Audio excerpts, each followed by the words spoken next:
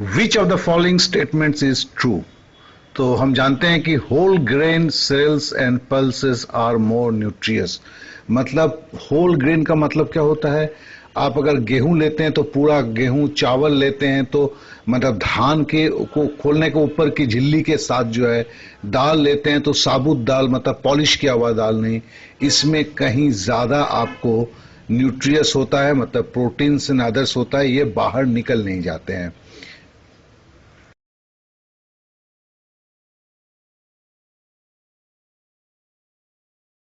The vitamin most readily destroyed by heat is that is ascorbic acid। ascorbic acid का full form क्या है? इसे हम vitamin C भी बोलते हैं। ये देखिए C6H8O6 है। हम जानते हैं कि अगर हम सब्जी वगैरह को पानी में धुलते हैं तो ये वाटर सॉल्युबल विटामिन है, ये तुरंत पानी में घुल के सब्जी से निकल भी जाता है। तो एस्कॉर्बिक एसिड जो है वो गर्मी से, मतलब विटामिन सी गर्मी से वो खत्म हो जाता है, या पानी में बहुत ज्यादा घुलनशील है इसलिए फट से घुल जाता है।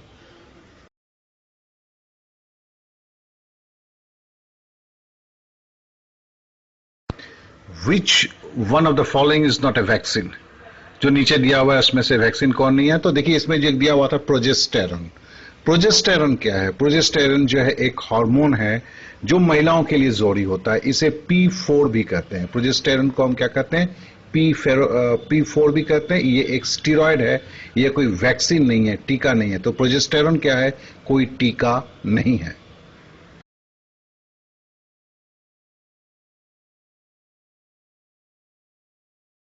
The disease that is caused by viruses. Virus से क्या होता है? देखिए हम भूल ही जाते हैं। एक सबसे साधारण एक बीमारी सर्दी खांसी, जिसे हम कॉमन कोल्ड कहते हैं, वो भी वायरस से होता है। तो कॉमन कोल्ड जो है, सर्दी खांसी जिसे हम बोलते हैं, वो किससे होता है? वायरस से होता है, कोई बैक्टीरियल इन्फेक्शन नहीं है वो।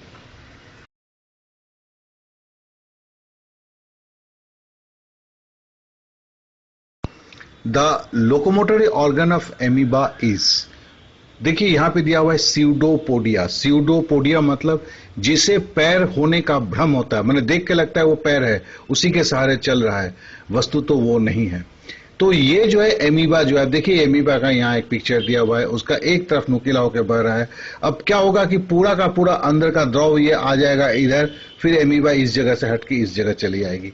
ये जो क्रिया है, ये जो है क्या, ये जो पाद है स्यूडोपोडिया जो है, ये भ्रमपाद न ऐसे कुछ बोलते हैं इसे। मतलब ये स्यूडो को मतलब है कि जो असल में नहीं है, उस तरह स्यूडो मतलब होता है नकल। तो कहने का मतलब है स्यूडोपोडिया क्या है? अमीबा का ये पैर तो है नहीं, ये तो उसके पूरा का पूरा शरीर है। तो फिर है कि ऐसे जो लोकोमोटरी ऑर्गन जो है अमीबा में कुछ होता नहीं है, तो लेकिन वो उस तरह की जो शेप करके वो जाता है उसे क्या बोलते हैं? Pseudopodia.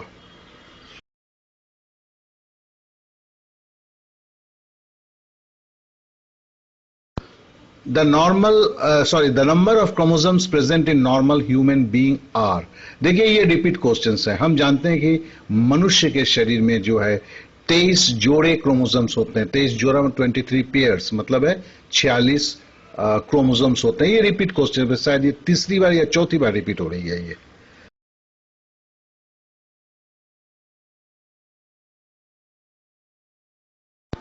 An instrument for measuring blood pressure is called.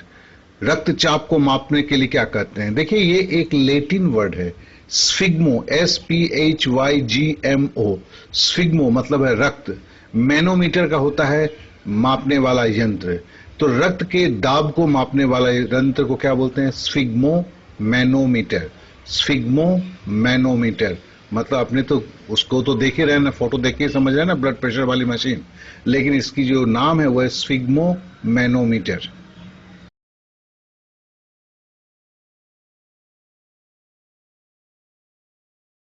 The term RH factor refers to.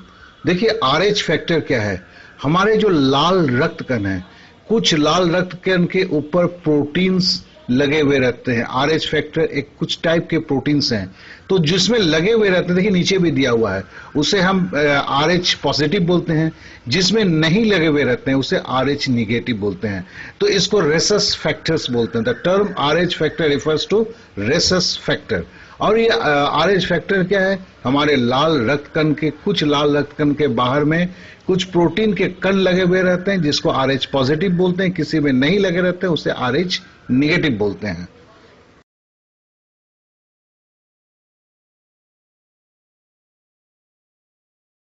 This one is again A repeat question. The discover of penicillin was, हम जानते हैं किसने पेनिसिलिन को पहला जो पूरे विश्व में जो एंटीबायोटिक ढूंढा गया था, दैट इज द पेनिसिलिन, जो आपके कवक से मतलब फंगी से निकाला गया था। और इसको निकालने वाले खोजकर्ता कौन थे?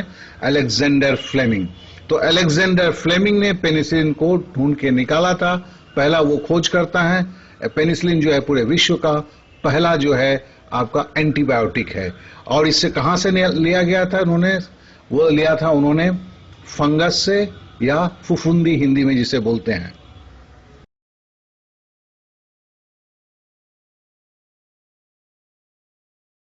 देखिए ये भी रिपीट क्वेश्चन है। Blood group were discovered by, blood group आपको डिस्कवर करने वाले क्या हैं? लैंडस्टेनर, कार्ल लैंडस्टेनर, जो 19वीं शताब्दी में उन्होंने खून के जो ग्रुप्स हैं उसको उन्होंने बारे में बताया था, जिसके बेस पे आज भी ब्लड ग्रुप्स जो है, अलग अलग ब्लड ग्रुप्स जो की क्लासिफिकेशन सिस्टम है वो बना हुआ है। तो ये कौन से नाम है? Karl Landsteiner.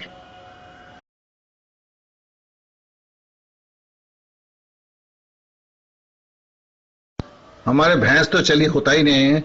The animal which can tolerate more summer heat, जो ज्यादा गर्मी सह पाते हैं। तो देखे ही होंगे कि आपके गाय भैंस कुत्ते बिल्ली से भी ज्यादा जो है गर्मी सहन करने की क्षमता जो है वो आपके बकरी में होता है, गोट में होता है। तो गोट को, बकरी को गर्मी सहने की शक्ति ज्यादा है।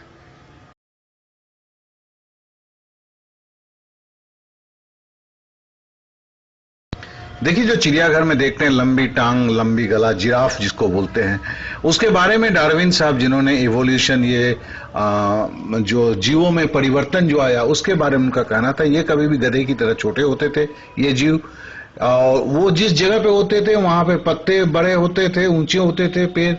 तो धीरे धीरे क्या है कि उनके अंदर में कुछ उन जिराफ के गले लंबे होते गए, वो तो जिंदा रह गए परिस्थिति के बस, और बहुत सारे के गर्दन लंबे नहीं हो सके, जिसके कारण वो मर गए।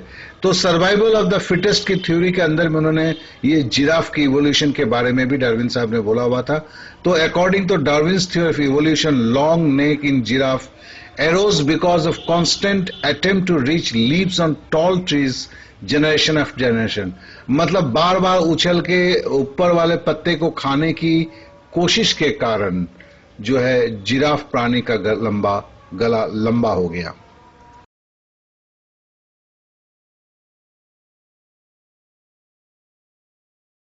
देखिए ये भी क्वेश्चन क्या कहते हैं, रिपीट है, क्योंकि हम जानते हैं कि हड्डी को मजबूत होने के लिए विटामिन डी चाहिए, और विटामिन डी अगर कमी हो जाता है तो हमारे हड्डियां मुड़ जाते हैं, और जिस रोग को हम रिकेट करते हैं, आपके सामने ही जो दिख रहे हैं, तो विटामिन डी जो है कि कमी से हड्डियां कमजोर हो जाती है। जैसे हमने पढ़ा हुआ है, देखिए पैर की हड्डियां मुड़ जाती है, और जिसका नाम हम कहते हैं, उस रोग का नाम कहते हैं रिकेट। तो फिर पूछा है, rickets is the deficiency disease of the vitamin D in which of the affected part is that. तो उसमें कौन सा शरीर का कौन अंश बहुत ज्यादा अफेक्टेड होता है रिकेट में विटामिन डी के कमी से? तो हम जानते हैं वो है बोन या हड्डी।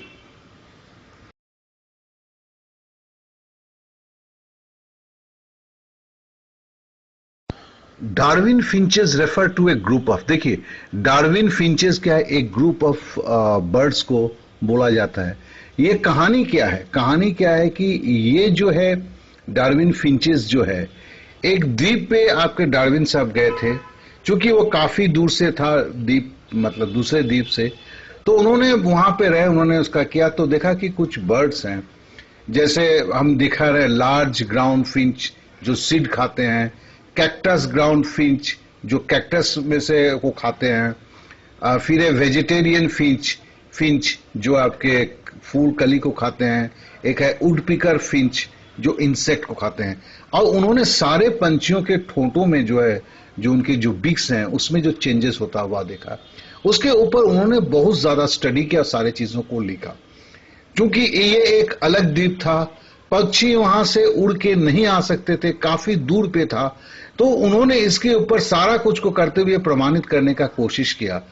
कुछ पंछी किसी तरह किसी जहाज के ऊपर आके ये आए होंगे और यहां पे इस क्या कहते हैं द्वीप में आने के बाद जो परिस्थितियां चेंज होती गई, तो उसके अनुसार उनके वंश के जो पक्षियां थी उनके भी उनके जो ठोंठ हैं उनको उनके के चेंज होता गया। किसी का देखिए लंबा हो गया, किसी का मोटा हो गया, किसी का छोटा हो गया, किसी का पतला हो गया। और ये होने का कारण क्या है कि वो जिस खाद्य को खाने की उनकी प्रवृत्ति बन गई थी, उसके हिसाब से उनके ठोंठ जो हैं, उनके जो पंछी की जो दाना चुगने के ठोंठ है, उसमें वो चेंजेस, बिक्स जो बोलते हैं, उसमें वो चेंजेस आ गए। तो यही है डार्विन फिंचेस।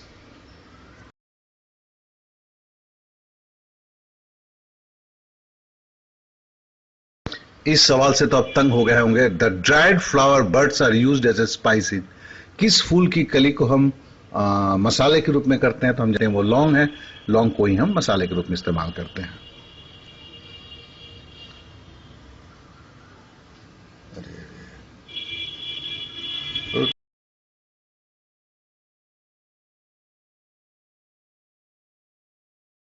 एक सत्य को जान लें, the tissue in man where no cell division occurs after birth is, मतलब होता है वो टिश्यू, वो उत्तक जहां के सेल में कोई डिवीजन नहीं होता है जन्म के बाद, वो है नर्व सेल्स। मतलब है हमारी जो ये नर्व सेल्स है जो हमारे संवेदनाओं को लेके मस्तिष्क तक पहुंचाता है, उसके सेल में कोई सेल डिवीजन नहीं होता है, वो जैसा है वैसा ही रहता है। लेकिन इसमें बहुत सारे सवाल हैं। चूंकि मैं भी उतना ज्यादा मेडिकल का छात्र नहीं हूं, तो मैंने भी बहुत जगह पढ़ा, लेकिन एक बात समझ में नहीं आया कि अगर एक छोटा सा बच्चा अगर है, उसकी जब साइज बढ़ती है तो उसके साथ साथ तो सारे चीज बढ़ते हुए रहते हैं। अगर नर्व सेल्स के अंदर में डिवीजन नहीं होगा तो फिर ये जो पैर का जो मैं अगर किसी को चोटी मारता हूं तो उसके दर्द के एहसास के लिए नर्व सेल्स जो जाते हैं, तो वो नर्व सेल्स कहां से आते हैं? मतलब ये जो मस्तिष्क तक जाएगा, क्या है कि अगर नर्व सेल्स में डिवीजन नहीं होगा तो नर्व सेल्स तो बड़े नहीं हो सकते हैं। तो खैर ये बात को मैं भी नहीं जानता हूं, लेकिन अभी हमने देखा है रिसेंटली एक बात की बात हुई है कि नहीं, नर्व सेल्स में डिविजन्स होते हैं। चलिए हम अभी एग्जाम के दृष्टिकोण से देखते हैं।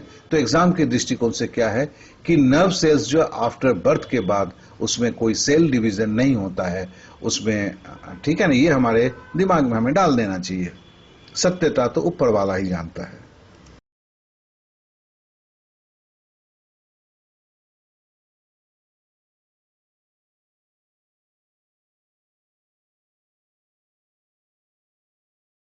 देखिए ये भी रिपीट क्वेश्चन है। The normal cholesterol level in the human blood is, हम जानते हैं 180 से 200।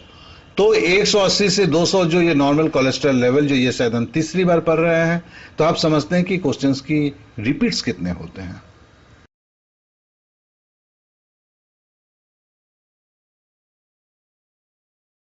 देखिए ये भी रिपीट क्वेश्चन है। Which of the following are warm blooded animal? गर्म खून हमने पढ़ा ही है। गर्म खून जो मैमेलियंस के होते हैं, गर्म खून का मतलब होता है कि वो बाहर के वातावरण के अनुसार उनका खून की गर्मी नहीं होता है, बल्कि उनके खून की एक निश्चित गर्मी होती है। कोल्ड ब्लडेड एनिमल क्या है कि वातावरण के तापमान के अनुसार उनके शरीर के रक्त का तापमान चलता है। लेकिन वार्म ब्लडेड एनिमल जो होता है उसका जो तापमान होता है उसका खुद का तापमान होता है। जो व्हेल मछली हम जानते हैं वो मैमेलियंस है, वो आपके क्या कहते हैं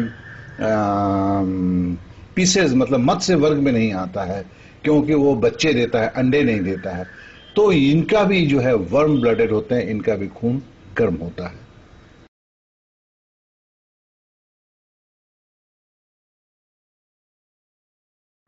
सिरिंग्स is the voice box in. देखिए आपके सामने है, पंछी जो आवाज निकालता है तो वो फेफड़े से हवा जो आता है, हवा निकलने के बाद हमारे यहाँ उसको ट्रैकिया बोलते हैं, लेकिन जो है पंछी में वो बहुत पतले और छोटे होते हैं।